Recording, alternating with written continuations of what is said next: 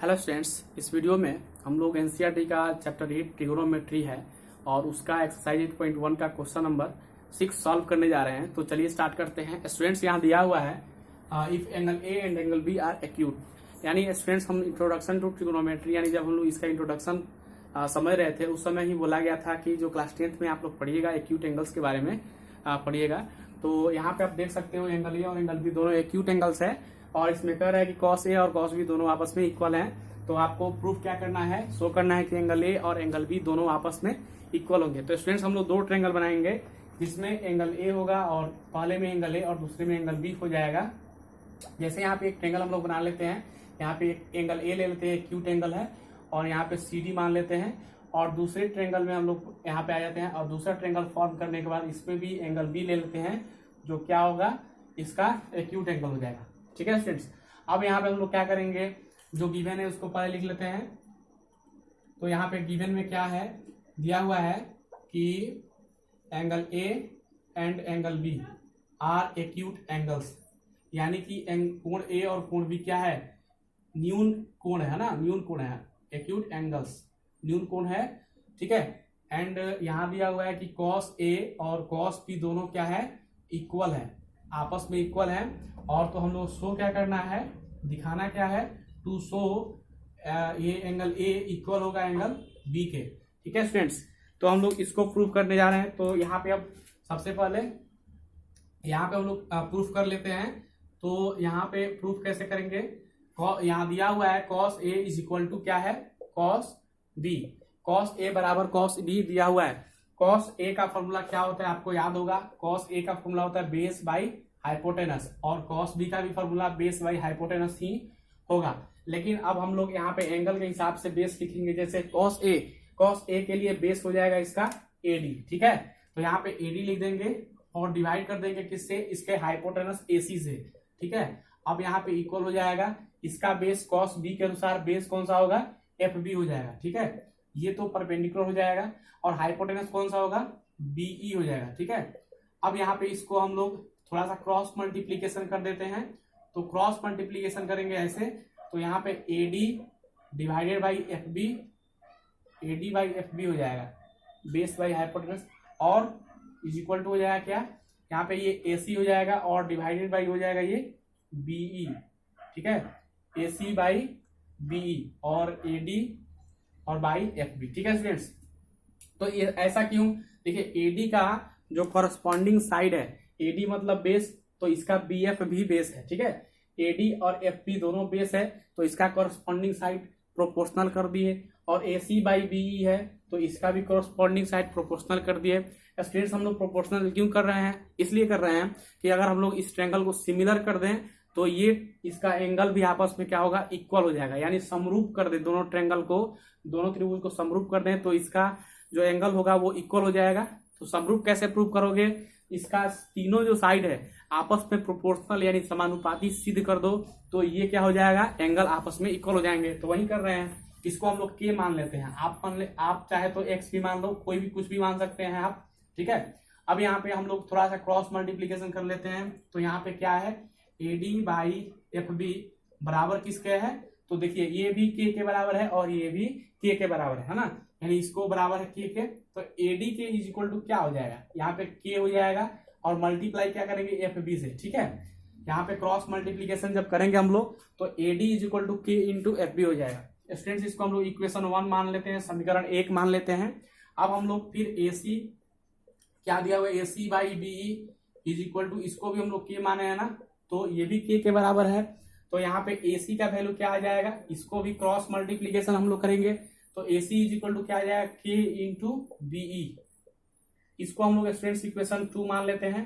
ठीक है, अब यहाँ पे हम लोग वैल्यू निकालना है हम लोग को इस CD का और EF का। ठीक है, यहाँ पे हम लोग CD और by EF is equal to क्या हो जाएगा नाउ, तो CD इज इक्वल टू क्या होगा स्टूडेंट्स, थोड़ा सा हम लोग इसमें पाइथागोरस थ्योरम का यूज करेंगे। तो CD इज इक्वल टू क्या हो जाएगा, जैसे देखिए इस CD की बात करते हैं, CD इज इक्वल टू क्या होगा, तो अंडर रूट AC का स्क्वायर और माइनस हो जाएगा क्या, AD के स्क्वायर के। हम लोग जानते हैं परपेंडिकुलर का स्क्वायर हाइपोटेनस का स्क्वायर माइनस बेस का स्क्वायर होता है ना, और डिवाइड कर देंगे किससे, तो EF, यहाँ पे देखो EF क्या है, यहाँ पे EF है ना, इसका क्या होगा पाइथागोरस थ्योरम के अनुसार, तो EF का स्क्वायर बराबर हो जाएगा BE का स्क्वायर हो जाएगा और माइनस हो जाएगा FB के स्क्वायर के। अब स्टूडेंट्स यहाँ पे हम लोग देख रहे हैं, अब यहाँ पे सॉल्व कर लेते हैं। तो यहाँ पे CD इज इक्वल टू क्या हो जाएगा, CD by EF is equal to क्या हो जाएगा। अच्छा स्टूडेंट्स यहाँ पे आप लिख सकते हो क्या, using Pythagoras theorem, by using Pythagoras theorem. ठीक है स्टूडेंट्स, यहाँ पे आप लिख सकते हो पाइथागोरस थ्योरम का आपने यूज किया है। स्टूडेंट्स थोड़ा सा इसको हम लोग इरेज कर लेते हैं, यहाँ पे सॉल्व कर लेते हैं। तो यहाँ पे देख रहे हैं, इसको हम लोग फिर से लिख लेते हैं क्या दिया हुआ है। जैसे यहाँ पे क्या है, CD और डिवाइडेड बाई EF है, इज इक्वल टू हम लोग क्या लिखेंगे, तो यहाँ देखिए ये AC है, तो रूट अंडर AC का स्क्वायर है, इसको हम लोग एक बार और यहाँ पे उतार लेते हैं, AC square minus AD square और डिवाइडेड बाई क्या है, यहाँ पर BE का स्क्वायर है, BE स्क्वायर और माइनस है FB स्क्वायर। ठीक है, माइनस FB स्क्वायर हो गया।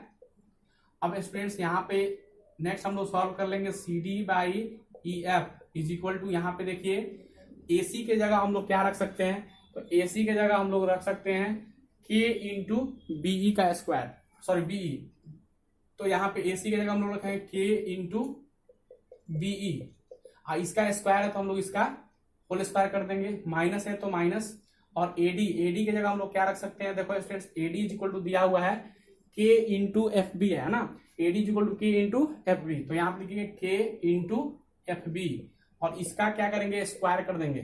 ठीक है, और डिवाइड कर देंगे किससे, तो डिवाइड कर देंगे, इसको हम लोग हटा देते हैं, अब इसकी आवश्यकता नहीं है। देखिए यहाँ पे हम लोग नीचे वैल्यू पुट कर देंगे, जो दिया हुआ है अंडर रूट है और ये है BE का स्क्वायर और माइनस है FB का स्क्वायर। ठीक है स्टूडेंट्स, इसको नेक्स्ट सॉल्व कर लेते हैं। यहाँ रूट अंडर है, ये देखो स्टूडेंट्स यहाँ पे K, यहाँ पे हम लोग लिख लेते हैं एक स्टेप और, तो K का स्क्वायर हो जाएगा K स्क्वायर और इंटू BE का भी स्क्वायर हो जाएगा, तो यहाँ BE स्क्वायर हो जाएगा, माइनस यहाँ पे K का स्क्वायर हो जाएगा K स्क्वायर और यहाँ पे इंटू FB का स्क्वायर हो जाएगा। ठीक है स्टूडेंट्स, और डिवाइड कर देंगे, यहाँ पर क्या है, यहाँ पे अंडर रूट है BE का स्क्वायर, BE स्क्वायर और माइनस FB स्क्वायर।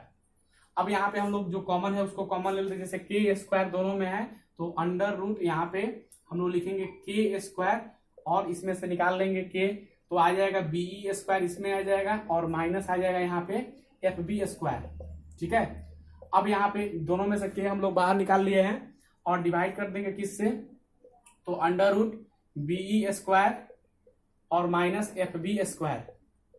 ठीक है, यानी CD by EF is equal to हमारे पास आ गया है इतना।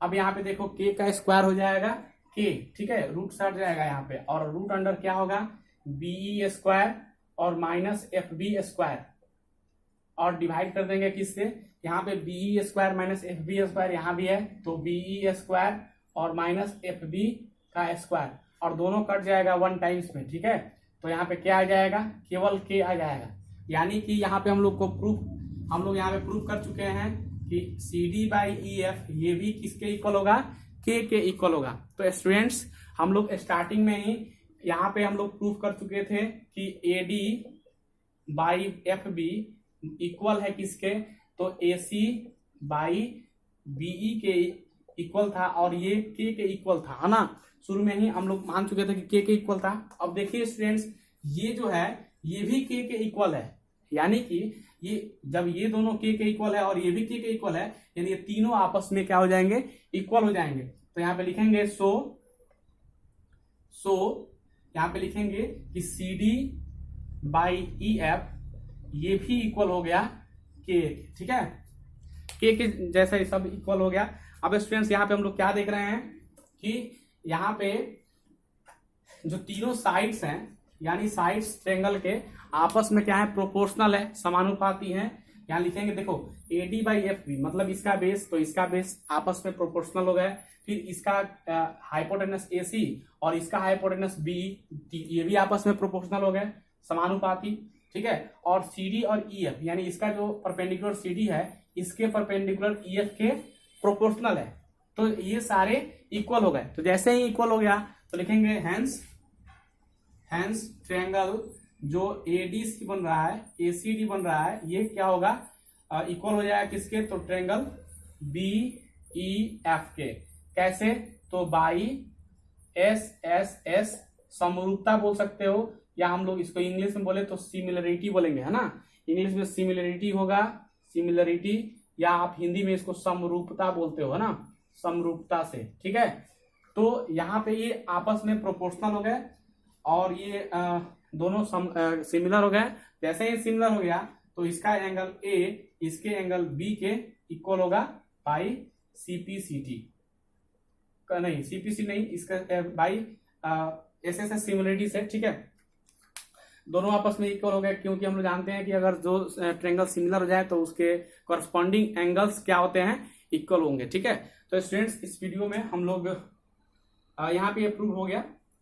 इस वीडियो में हम लोग इसी क्वेश्चन तक रहेंगे और नेक्स्ट वीडियो में हम लोग नेक्स्ट क्वेश्चन के साथ मिलेंगे। Thank you.